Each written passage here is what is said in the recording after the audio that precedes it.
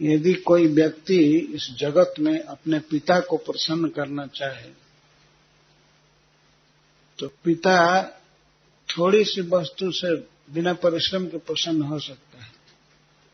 कोई बच्चा छोटा सा अपने पिता को कोई वस्तु दे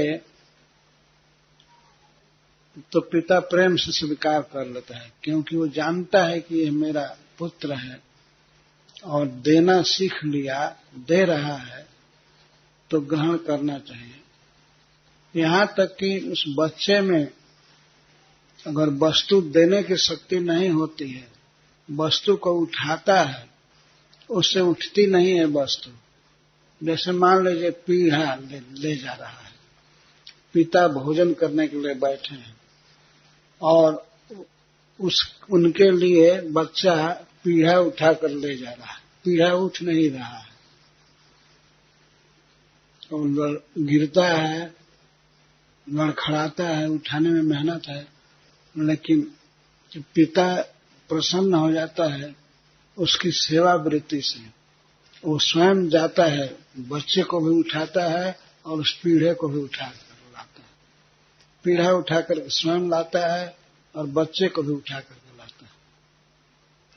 तो इस तरह ये काम है सखा का, हितकारी का। तो श्री कृष्ण स्वाभाविक हितैषी हैं, अनौपाधिक हित करते हैं।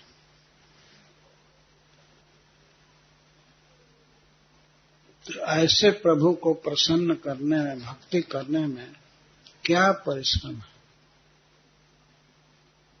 अशेष देहिनाम, संपूर्ण समस्त प्राणियों के, देहधारियों के वे परम हितैषी हैं। सुहृदम सर्वभूतानाम, गीता में उन्होंने कहा है सर्वभूतानाम।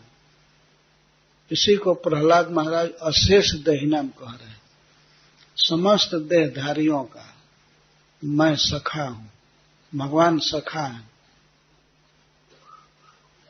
तो ऐसे जो हमारा हित करने पर पड़ा हुआ है और इसी के लिए अपना वैकुंठ धाम छोड़कर हमारे साथ लगा हुआ है, सभी जीवों के, ऐसे श्री कृष्ण को प्रसन्न करने में क्या परिश्रम है, कुछ भी नहीं।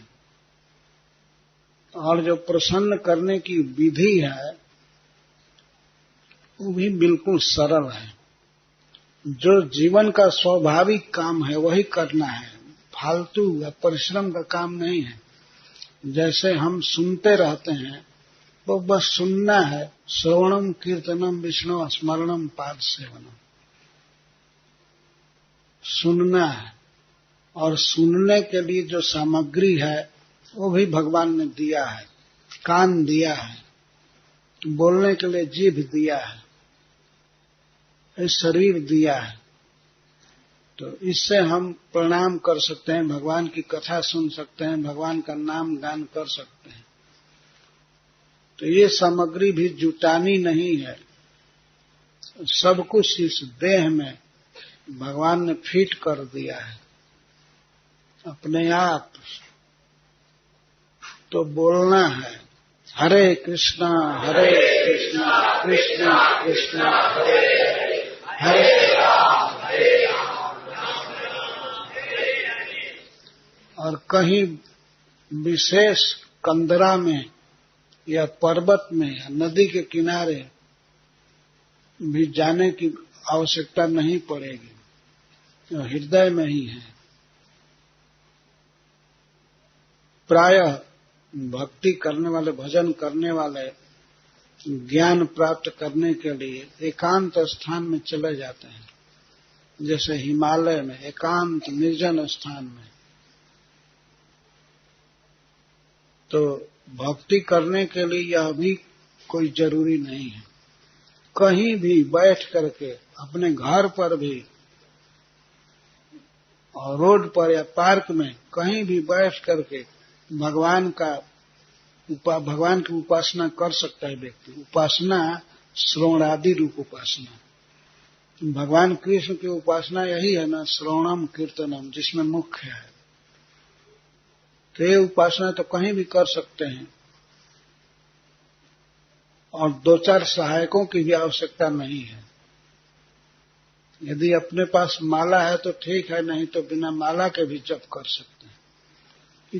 इतनी सरल विधि है, और एक बच्चा भी कर सकता है, वृद्ध भी कर सकता है, विद्वान कर सकता है, मूर्ख कर सकता है, स्त्री कर सकती है, पुरुष कर सकता है, कोई किसी भी स्थिति में हो कर सकता है। भक्ति इतनी सरल है।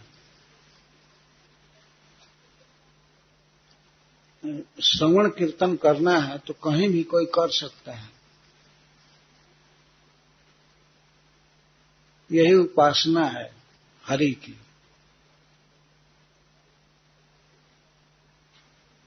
और हरि ऐसे हैं जो सभी देहधारियों के सखा हैं, सब अमंगल हर लेते हैं, सब दुख हर लेते हैं, उनका ये स्वभाव है। तो ऐसे हरि की उपासना में, भक्ति में को अति प्रयास, कौन अधिक परिश्रम है? कुछ भी नहीं। इसलिए करो तुम लोग भक्ति। असुर बालकों को उपदेश करते हुए श्री प्रहलाद महाराज कह रहे हैं। इस श्लोक में वे असुर बालका ये संबोधन भी कर रहे हैं।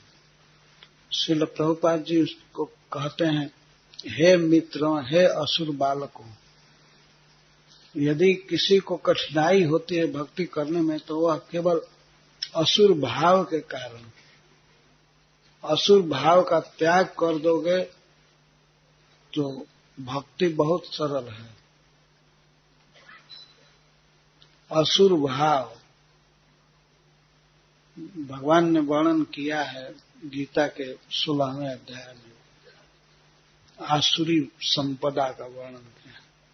तो आसुरी भाव रहता है तब तक भगवान की भक्ति में मन नहीं लगता है, लेकिन आसुर भाव छोड़ देने पर भगवान की भक्ति बहुत ही सरल चीज है और बहुत सरस चीज है।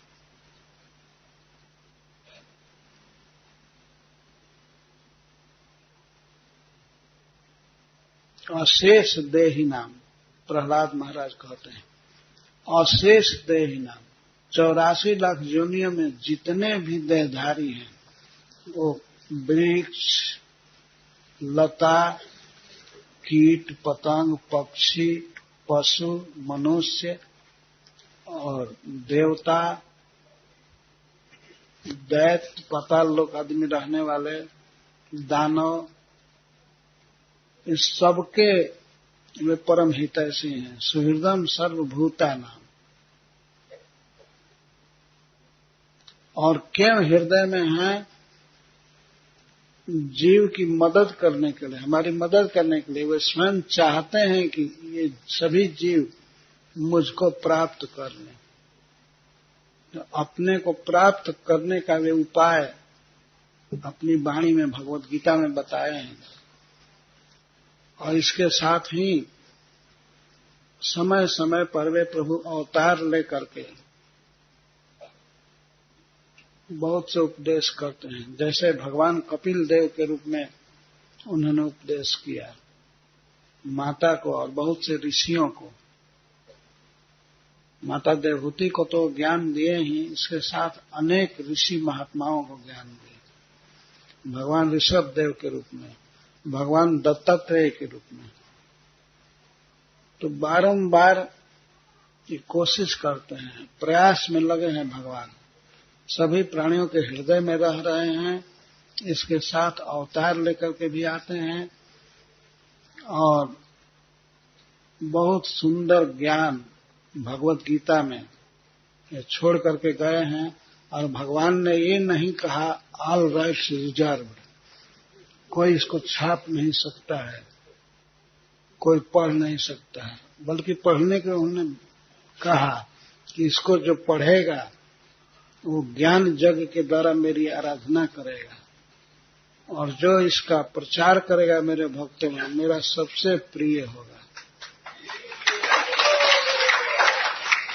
इस प्रकार की बात भगवान ने कहा है। तो कितनी सुविधा है। हम जिसका भजन करना चाहते हैं उसी का गाइडेंस है कि कैसे करेंगे, बहुत सुविधा है ना। आप यदि किसी के यहाँ जाना चाहते हैं, किसी के घर, तो उससे पूछते हैं कैसे आएंगे, कहाँ टर्न लेंगे, किस रोड को पकड़ेंगे, बाएं दाएं बता दीजिए। तो वो व्यक्ति बताता है यहाँ आना, ऐसे करना है, यहाँ आने पर लेफ्ट मारना और राइट मारना है। बॉम्बे वालों की भाषा है, मारना। तो भगवान स्वयं बताए हैं वैकुंठ में आने का, गोलोक में आने का रास्ता क्या है, क्या विधि है। भगवत गीता में उन्होंने स्पष्ट प्रवचन किया है कैसे जाएंगे। मन मना भव मद भक्तो मध्याजी माम नमस्कुरु, ये सब उपाय खोल करके भगवान ने बताया। तो भगवान हरि अपनी उपासना में हमारी मदद इस तरह से करते हैं। तो हे असुर बालकों, कोई परिश्रम नहीं है भगवान की भक्ति में, सब तरह से सुविधा है।